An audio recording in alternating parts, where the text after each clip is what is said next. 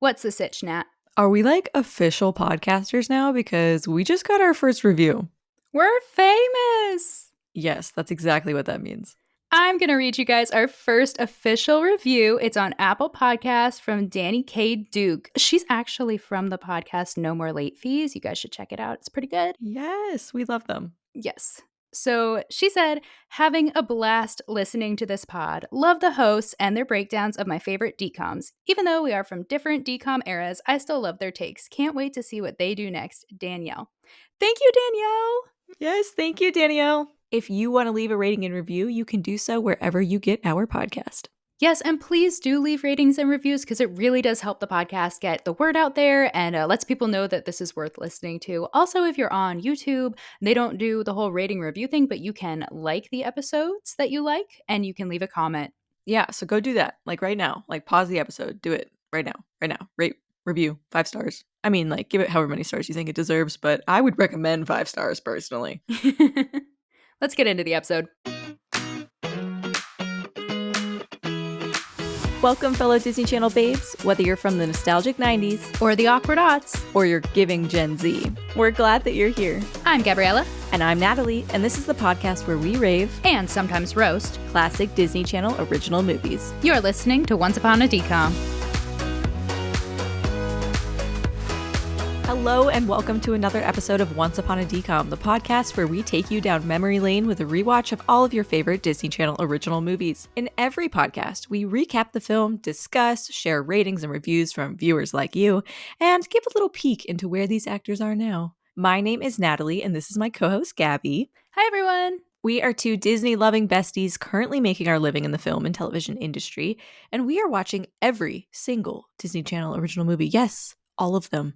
This week, we dove into the animated universe of Your Basic Average Girl, and She's Here to Save the World. That's right, we watched Kim Possible movie, So the Drama. What a fantastic way to intro it. Thank you. I have sprinkled lingo throughout this entire intro, so you're welcome. I'm so excited. You can't not. This is the time. I know, right? And we're definitely going to talk about the lingo in this movie and the impact of the show and all that jazz. But first, we're going to chat about the impact of Miss KP before we dive into the movie recap, shall we? Do it. Kim Possible, the TV show, ran from 2002 to 2007 and quickly became one of Disney Channel's top-rated and most popular series. Creators Bob Shuley and Mark McCorkle said the series was born out of the realization that there were so few animated series starring strong female characters that women could look up to, and so they created Kim, inspired by their own daughters. Is that not the cutest thing you've ever heard in your life? I love that. I know. The Kim Possible movie was released in 2005 and was the first animated DCOM. It was originally intended to be the series finale, but Disney Channel renewed the series and the 4th season continued after the events of the movie. If you remember season 4 of Kim Possible, we're big fans. The film stars the voice acting of Christy Carlson Romano, Raven Simone, Will Friedle, Nancy Cartwright, Gary Cole, and so many more. I watched Kim Possible every single day after school as a kid, and this movie was so the drama for me. So I am very excited to get the sitch on this movie. Are you ready, Gabby? I am so ready. I love all of the voice actors in this. They're all stunning. And this movie, all, 1 hour and 9 minutes or whatever it is, just brought so much nostalgia and so much joy. Yes, it really does. Well, with that, shall we get into our recap? Yeah, let's do it. All right, this movie opens just right off the bat with an intense rescue mission. We are in the middle of Tokyo, where a massive parade is happening, and right in the middle of the parade, Shigo and Dr. Draken kidnap the president of the world's leading toy company, Nakasumi Toys. But not to fear, because Kim and Ron are on it. They fight some ninjas, Ron explodes his own pants, and they rescue the toy maker, Mr. Nakasumi, and his assistant, who, I must add, is also the voice of Judy in Avatar: The Last Airbender. I heard it and immediately within one line completely freaked out. Yeah, no, she totally is. That's hilarious. Yes, she also, I don't know if you know this, she is also Julie in Friends. She dates Ross in like season 1 or 2 or something. Oh yeah, the one that he doesn't he meet her on a fossil trip and he brings her back and Rachel's like, what? Exactly. Yes, it's so good. And Rachel's like, Julie, it's Julie. So anyways, that was like me when I found out. I'm like, it's Julie, it's Judy. So yeah, she's great. And she has a very small part in this movie, but I just love her. Okay, so this is the first like weird incident in the movie. Kim and Wade cannot figure out why Draken is motivated to kidnap this toy maker. Once Kim gets home the next morning, we learn that her father has been working for 3 years and spent $3 billion with a B on some Billion with a massive B. project. Yeah, which he almost deletes all the files for. Oops. But then he says it wouldn't even be a big deal if he deleted them because the project lives completely in his head. Jump sideways, Shigo has a meeting with Dr. Draken in which she tries to uncover what secret project he has been working on to take over the world.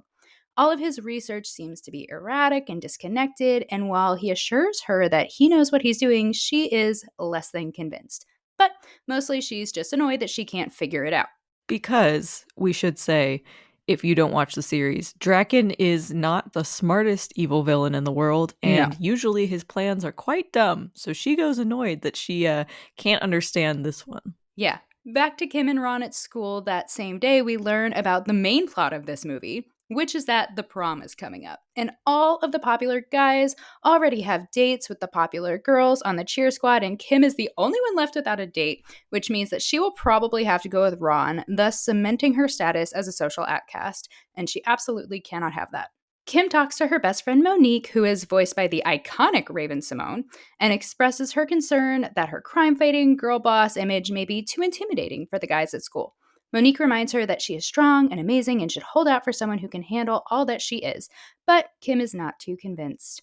We also learn about the second most important plot point of this movie. Someone has bought out the Bueno Nacho company and brought in new management that is changing everything. This fact essentially sends Ron into a complete tailspin and motivates him to start a petition to bring back Naco Night. He will basically talk of nothing else for the rest of this movie. Yes, and briefly, I have to jump in case nobody knows what a naco is. It is nachos in a taco, which Ron invented during the series. So the naco, everyone. So he's like butthurt for personal reasons. This isn't just like Oh yeah. somebody he doesn't know anything about. This is a big deal. This is his life is Kim and this restaurant. Two very important things. Wade alerts the team that Dr. Draken has been spotted at the Bermuda Triangle, which is actually a nearby hotel, and Kim and Ron head off to stop him. At that hotel, Dr. Draken attempts to negotiate with a man known as a Big Daddy to recover information about cybertronic technology. After a hilarious game of cat and mouse between the two of them, Big Daddy reveals that only one man can help Draken, and it's Dr. James Timothy Possible, Kim's dad. Dun dun dun. Drama. In the meantime, Ron enters himself in a high-stakes game of poker and loses. Kim fights Shigo in formal wear, and Draken and Shigo escape once again. Back at school, Kim sulks about not having a date to the prom. Ron obsesses over his petition to bring back Naco Night, and then we meet Eric. Eric is the hunky new guy at school who rides a motorcycle and immediately befriends Ron. They bond over their love of naked mole rats and motor scooters. However, as soon as Ron realizes that Eric kind of has a thing for Kim, their friendship comes to a fast finish. Kim, however, falls hard for Eric, and we get a romantic musical montage of them falling in love to the smooth voice of Jesse McCartney. Oh yeah. I loved every second. One night, while Eric is having dinner with Kim and her family, they realize that Dr. Possible is late coming home for pizza night. We flash sideways and learn that Dr. Draken has kidnapped Dr. Possible and is attempting to steal his $3 billion project from him. Dr. Possible uses voice recognition technology to delete the entire project and assures Draken it's not a problem because the whole thing exists inside his head. Kim and Ron discover what's happened and go immediately to recover her dad, and after fighting off Draken's new syntho drones, which are just synthetic people like robots full of goo, they recover her dad and bring him home. I mean, you're not wrong. No, this is the actual plot of the movie. There's like so many elements, and that's kind of the idea, right? Is Draken has all these weird elements going on at once, and you're like, how do these fit together? But they do. They all come together. They do. So the problem is when they get Kim's dad home, he has no memories of what's happened to him in the lair. The next day, Kim and Monique discuss Draken's potential motivations for stealing her dad while they shop for prom dresses. They run into Eric, who tells Kim she definitely should buy a beautiful blue dress. Meanwhile, in the lair, Shigo is also attempting to decode Draken's evil plan.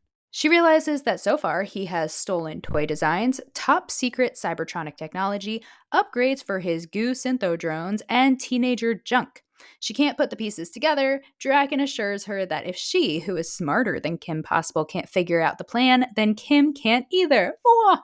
The movie then heads towards its final climax as we flash back to Mr. Nakasumi in Japan, the president of the toy company from the beginning. He realizes that his latest design has been stolen and used to make little collectible toys called Little Diablos, and they're being put in the new Bueno Nachos kids' meals. Kids around the world are going crazy collecting these toys until almost every child in the world has at least one. Ron sinks deeper into his depression with the new Bueno Nacho management implementing all these new kids' meals, and this sullen attitude prompts a little fight between him and Kim in their old treehouse, after which Kim leaves with Eric, and Eric finally asks her to go with him to the prom, and Kim says yes. Ron processes their fight in his room with Rufus as he's getting ready for the prom himself, and through his processing realizes that something special has been there between him and Kim the whole time, and he needs to finally tell her how he feels. But he freaks himself out thinking what telling her might do to their friendship, and he bails on his whole plan and goes to Bueno Nacho instead. His comfort place. Once there, Ron is oblivious as Ned, his friend behind the counter, tries to tell him that something evil is happening at Bueno Nacho, but the only evil Ron can see is that they have now taken away his bendy straws, and that is the last straw for Ron. He goes to call corporate and give them a piece of his mind. But upon doing so, he realizes that the new manager who bought Bueno Nacho Corporation is none other than, I bet you can guess it, Dr. Draken. Wild. Plot twist. I know. Another factor in his plan. Immediately after making this realization, Ron is swarmed by an army of little Diablo toys that have come to life, and he barely escapes on his scooter to go find Kim. Meanwhile, at the prom, Eric and Kim are dancing, having a good time. Ron continues calling her back to back to back, and Eric and Monique convince Kim not to answer her phone and to just have fun, which leads Ron to crash the prom to get Kim to help him. Now, this last bit gets pretty long and there's a lot of detail, so if you want to know exactly what happens, just go watch the movie. It's literally an hour and 9 minutes, but basically Draken's plan this whole time has been to take over the world by means of these little Diablo toys, and they're being controlled by the same technology that he stole from Dr. Possible's brain. He and Shigo plan to strike the world with the toys at midnight, but they instead decide to strike Kim's hometown immediately because she's on her way to stop them. The little Diablos become massive robots and begin taking over the city, but Kim and Ron use an electromagnetic scrambler gun that Wade made for them to shut down the attack. Oh, and we also learn that Kim's boyfriend Eric was actually a syntho drone the whole time, and he disgustingly melts into nothingness goo after being bitten by Rufus, the naked mole rat. This is really how the movie ends. Chase saw that part. Chase is, I should say, my husband has seen this movie before, but he hasn't seen it in probably 20 years. And that part happened, and he went, oh no. It's so creepy and gross when he gets all skinny and like shrivels up. Oh, it's terrible. So Kim defeats Shigo. Ron finally gets Draken to admit that he knows his name, and Ron and Kim finally go back to the prom, but this time as a couple. Bonnie, Kim's nemesis at school, annoyingly tries to make everyone laugh at them finally dating, but instead the school erupts into cheers. And the audience does too. Kim and Ron dance, they kiss. Finally, a kiss at the end of a DCOM, may I just say? And that is Kim Possible. So the drama. I literally just love it. I love Kim so much. It's so good. Go watch it. It's amazing. It is so good. It's so funny too. Like, that's honestly what I loved about Kim Possible growing up, like the show, is it's so funny. Yeah, it's just very lighthearted fun. It's easy to watch. It's like smooth and enjoyable. I at no point was like, oh, I have to watch this for the podcast. Like, it was actually so much fun. Right. And it's like filled with so much nostalgia for like childhood, because like all those characters and Dr. Draken and Shigo and even like her twin brothers, Tim and Jim, and both her parents, the Dr. Possibles. Like, I just, every single character is so fun and like fully developed. And I just like honestly just enjoyed it so much. Yeah, it's so much fun. I don't have quite the same level of nostalgia because I didn't watch it as much as a kid, but I mean, I loved it and it's just a good time all around. The whole thing with the Dr. Possibles is so cute. They're just a sweet family and it's Yeah. refreshing after all these other movies where I'm just like, oh, a happy, sweet, wonderful family. Nice. Right. And they're both incredibly smart and Yeah. incredibly, I think, good parents. I don't know, like maybe someone can argue with me on the fact that they let their 16-year-old daughter go on these international missions and all that. I feel like they're really good parents. I think they are too. They're very sincere and they're open and honest and vulnerable, but also like they have these like hysterical little like quips back and forth with each other. And just like even like the whole like they have pizza night and they've invited Eric. Like it just, without saying it overtly, they're just a very healthy, happy family. Yes, I totally agree. Okay, funny. All I can hear is Eric because I think the last podcast episode is when I discovered from you that Ron is voiced by Eric from Boy Meets World, and that Yep. was literally all I could hear the entire movie. His voice is so distinct. Like so Really distinct. is. Not in a bad way. Yeah, I think he's incredible as Ron. I think it's the perfect casting. But like, yeah, no, once you know it, you can't unhear it. you can't. And it made me even happier. I was like, this only makes it better for me. Mhm.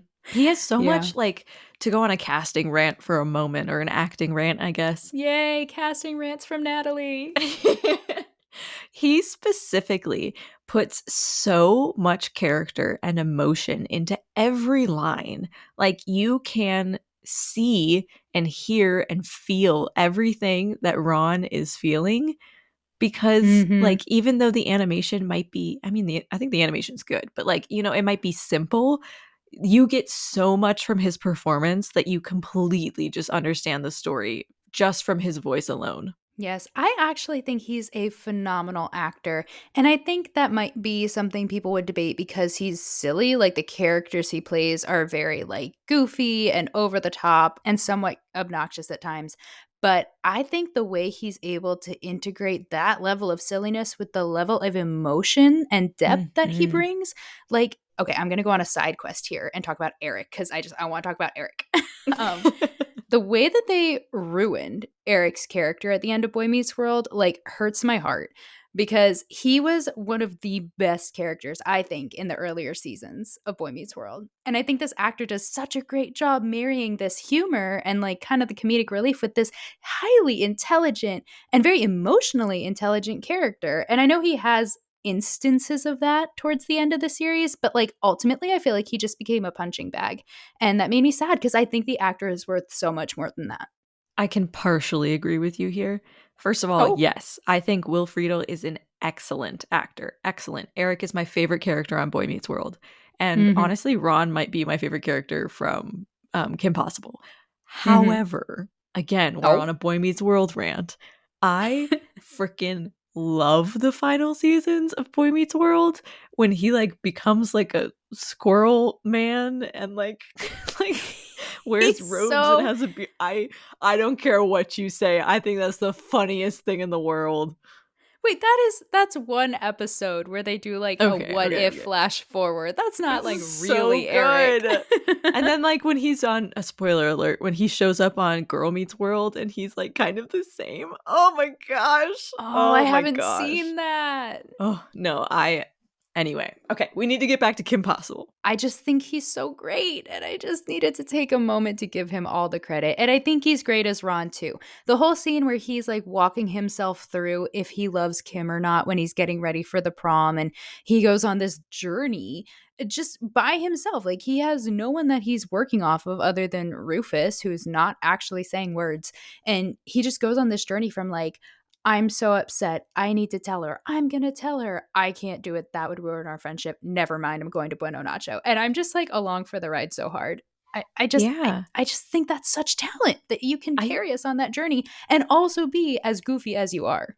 Oh, for sure. And I think we talked about it a little at the top, but Kim is such like a feminist icon and female role model. Like the show creators literally specifically created the show and Kim to be a strong female lead that would inspire young women.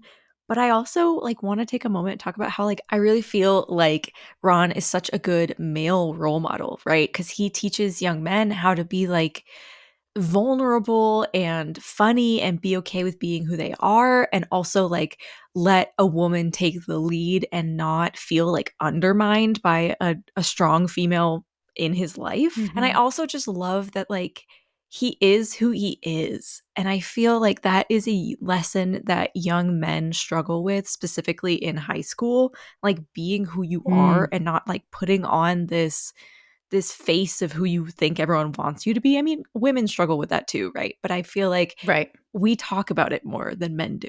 Yeah. And never once does Ron question, should I change for her? He's just like, she'll Exactly. either take me or leave me, and I'll just deal with that. And I love that. Exactly. Yeah. I've got to give a little shout out real quick. I think I mentioned this in the last podcast too, but Ron Stoppable reminds me so much of my husband. And I think that's why watching this back, I haven't watched Kim Possible since being married 3 years ago, but I like watching this movie was being like, oh, okay. Like I see it. Like I married a Ron Stoppable and I'm really proud of that. Yes. Because I can see that in Chase. He's like so supportive, always has your back, like is willing to take a back seat, but is not weak or Yeah, passive or anything like that, yeah. passive. Thank you. Yes, I was trying to think of that word. Cuz like Chase and Ron both have such strength and talent, and also can like recognize and lift up the strength and talent of their ladies. Right, and I mean, a little pat on my back here is I think I'm a pretty, like, strong female, and, I appreciate that, Kim showed me kind of that it's okay to be that, and yes, she has moments, even in this movie, talking about, like, "Do you think people are intimidated by me being, like, this type of person?" But she only thinks it for a second before being like, "Nah, it doesn't matter because this is who I am." Mhm. And also thanks to Monique, who I loved. Yeah, I love Monique. I think that, like I said before, every character in this show and in this movie is just like solidly good and fleshed out. And I'm just a big fan of that. Agree. But this is a good segue. We talked about my relationship with my husband. I kind of had this like little question pop up in my brain that's like, are the best romances the ones that begin as friendships? And I know that that's your Ooh. story with your husband. So I want to explore Yes. that a little bit. I love this. Oh my goodness, so much fun. I love anytime I get to talk about my relationship with Nick because I just love him so much. Um, so I will say, for starters, we were not friends nearly as long as Ron and Oh, Kim yeah. were. No, I no, no, no. think, They dragged yeah, it on. because they were like best friends since preschool, right? Yeah. Okay, yeah. No, I met Nick about 9 months before we started dating. So not even very, very long. But yeah, no, we became best friends first. And I am so grateful for that time because we just continued to be best friends into the relationship. We also had a really unique situation in that we started officially dating after the pandemic had like begun. We were just a couple months into the pandemic, so everything was like real bad. And so our, friendship and relationship became like a real light spot in my life during that dark time. And the funny thing is, we joke about it now. We didn't actually date. We were like, "Hey, we're best friends. Hey, we're best friends that like each other. Want to keep doing the exact same thing we've been doing because like we can't leave our house." Like, so Yes. we just like watched movies and like hung out and like didn't date, and we couldn't like leave the house until months after we had started dating. And so it took a really long time for us to actually have that like dating experience, and I love that. Like, I'm so grateful because we just got to like hang out and have no pressure. There was no like, oh my gosh, what's he thinking, like this is uncomfortable or weird. Like, it was just like there was butterflies, but it was mostly just like I'm with my person, I'm with my comfort person that's like been here for me Yeah. even before there were feelings. Yes. I love that. And I really do like to bring it back. I feel like that's a Kim and Ron thing. I feel like Yeah. we watch some DCOMs and we're like, I don't know if that relationship lasts. I really Yeah. feel in my heart that Kim Possible and Ron Stoppable stick it through. Yeah. And not to go on to like a whole tangent about, dating and relationships and marriage, but like ultimately, if you get married, you're going to want to be your spouse's best friend and you're going to want them to Yeah. be yours. Not saying they should be your only friend, but they should be your best friend. Like you should be comfortable with them and be able to have fun with them. Like that's the only way you're going to last a lifetime together. So like the sooner you can get that in play, the better. I'm glad that for us it was so early on that we were just really good friends because Yeah. it's more fun to have a bro than a beau, I think. Put that on a t-shirt. I love that. I mean, I love being all flirty and fun and we get dressed up and then we get home and I'm like, done with this. Like, let's put on sweatpants and not care. Play Like video it's only games. fun to do Yep. that when it's special. The I everyday agree. is like the chill. And yeah, Ron and Kim have that so hard already. Like I love how she goes from like dress shopping and being all girly to like literally being in a lake in the mud with him. And I'm just like, LOL, that's perfect. I love that you guys are Yes. so comfortable and like down to do whatever together. Yes. I also think that is one of the best parts about their relationship is that they trust each other so much. Like when Ron comes Mm-hmm. into the prom and he's like screaming and he's like, these robots were here and they came alive. And what's his name? Eric. Eric, yes, Eric like tries to discredit him and Kim is like, "No, like let's at least check into this." Like you can tell she kind of doesn't believe him, but she trusts him enough Yes. to be like, "Let me look into this because if he thinks something is wrong, I want to make sure something isn't wrong." So like I just love Yes. that they like trust each other so much and Ron does anything that Kim tells him to do on a mission. Like she's like, "You're the distraction, go do this." He's like, "Done."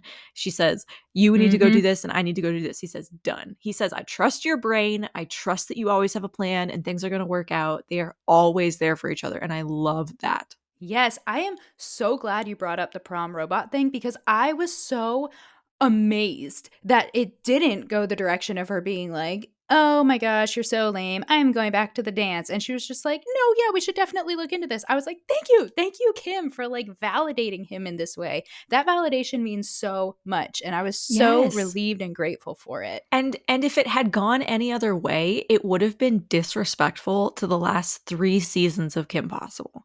Because like Mm. their Hmm. friendship is so established and their trust for each other is so established that if she did that in the movie, everyone would be like, "No, I don't buy it. I don't believe it." Yeah, not canon. Yeah. You know what's funny is he has not exactly proven that he's always going to make the best decisions, but he has proven time and time again that he will recover well and he will like Yes. still make it, work for her and like be there for what she needs.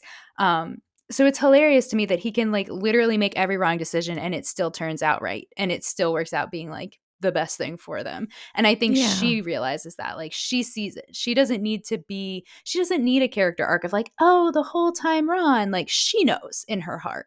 She's just kind of fighting it at the beginning. Right. Yeah. Like what she's fighting is not do I like Ron? She's fighting am I okay with dating someone who's not the most popular guy? And ultimately she's like, what a dumb question. Of course I am. Yeah. Because it's Ron. Because it's Ron. Because it's Ron. Mm-hmm. So clearly we love this movie. It's so great. What is the public's opinion? Yes, our public opinion. So, no tomato meter, only 2 critics' reviews. That is so insulting. That's so insulting. I know. Every critic needs to go watch this movie and review it now in 2024. I agree. Maybe I didn't look it up, but maybe for the show there's more because that was the case with the Lizzie McGuire movie. Was there was like hardly any critics' reviews, but on the show there was a ton. Oh yeah, I'd imagine so. I mean, it was Yeah, like one of the highest rated Disney shows of all time, so it had to be. yeah, I'm sure they do. But our popcorn meter has 5,000 plus ratings and leaves us at 73%. Okay, I'm okay with that. I am okay with that. Yeah, it's average. I mean, it's good. All of them are unknown. We don't know any of these people. First review left 4 stars. They said, a very entertaining addition to the Kim Possible mythos filled with the signature comedy, character interactions, and dialogue that you'd expect from the film, rounding out with a strong emotional ending. DCOM's first animated film in the brand makes a strong impression. Yeah. Love it. And actually, until I read that review, I didn't know it was Disney's first animated DCOM. And then, so I'm glad you brought that up at the beginning. Okay, Unknown Part Dos, 3 stars. So the mediocre. It wasn't bad in the sense that it came on Disney Channel for free, but seriously, if you watched any of the series, then you would have guessed how it ended roughly 12 seconds in. Rude. But I had to Yeah, round it out with a yes. somewhat negative one. Yeah, but like, does it matter? Does it matter that we knew that how it was going to end? Because the whole time you were like, yes, this needs to end this way. You've seen superhero movies. You know how every single superhero movie ends, except for Mm-hmm. Endgame, but that was different. So, like, come on. Like, it's The okay that best we part of a knew. movie is the journey, right? So Yeah. whether you know how it ends or not, you don't know how they're going to get there. And that's The the fun part. anticipation throughout the plot makes everything worth it. Yes. All right. We're going to move on because they're wrong. Third Unknown leaves 4 stars and says, I like to think that the Kim Possible series ended with this movie. It was such a perfect end to the series and better than any TV movie has any right to be. I mean, it was great, but I also loved Kim Possible season 4, so. I can't remember. How does it end? Did they date? Like, did they continue dating? Yeah, it's like it's exploring their relationship, right? And it's like again, they continue to be best friends, but with like some romance, but it's more of the same, right? She's saving the world and he's Aw, there. cool, cool, cool. He's saving the world too. I mean, I he mean, he also does save contributes. the world. He Yeah. contributes. There was one review. I don't have their full review written down here, but it was pretty funny. It just said something along the lines of people shouldn't animate kissing. I thought that was kind of funny. Nah. Potentially not, but here we are. All right, Natalie, where are they now? Yeah, so we have discussed what Christy Carlson Romano, who voices Kim, has been up to in our episode on Cadet Kelly. So you can go back and listen to that. But honestly, okay, listen, I wasn't going to do this, but I'm going to do it.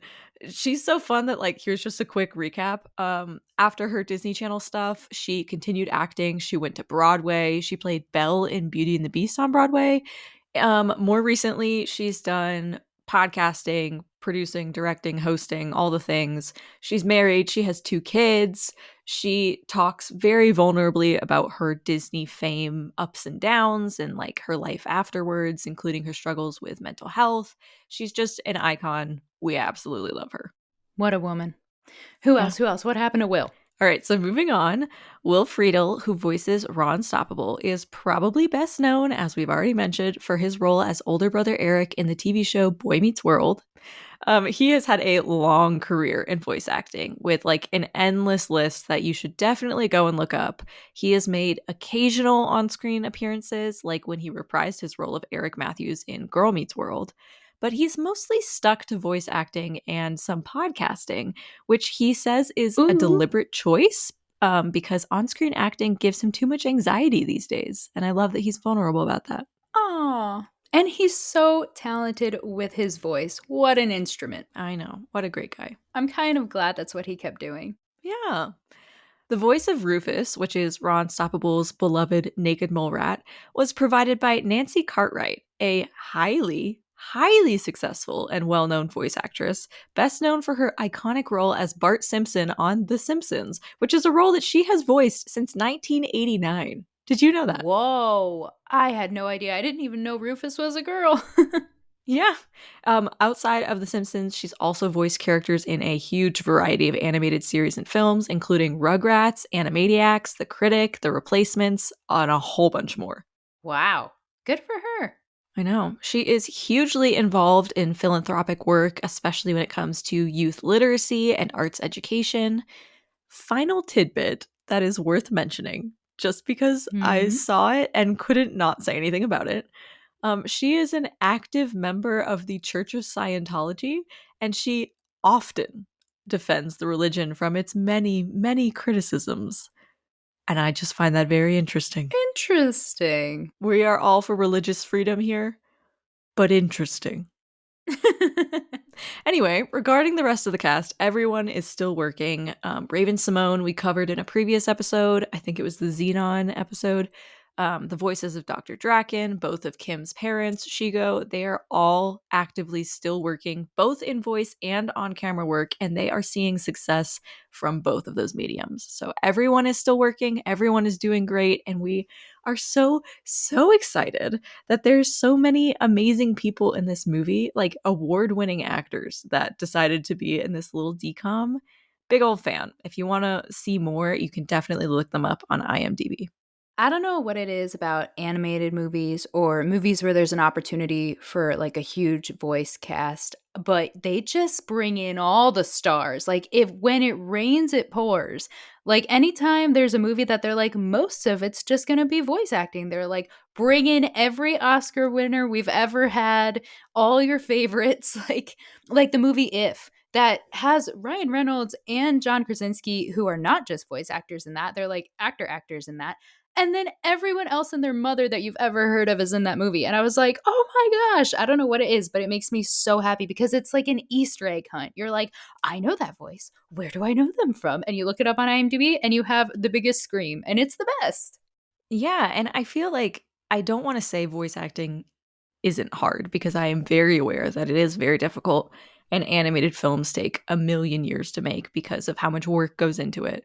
But I do feel like there is this element of actors going, oh, I can go to work in my sweatpants and not put on makeup. Sign me up. So I think that checks. famous actors are big fans of voice work for that part alone. And also the behind the scenes, like producers, filmmakers, and such.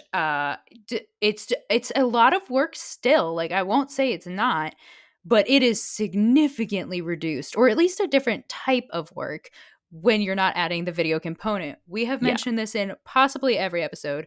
There's a reason we don't have a video component, and it's because I don't want to die young, and it's so much work to include video, even if you just do like your 1080 camcorder on your whatever recording device.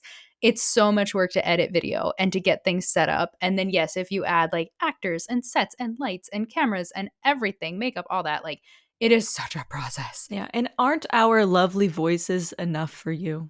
For me? No, Yeah, it's great. For the audience.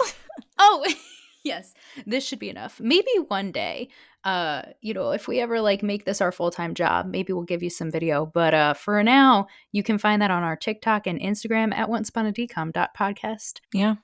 All right, Gabby, what are we going to be watching next week?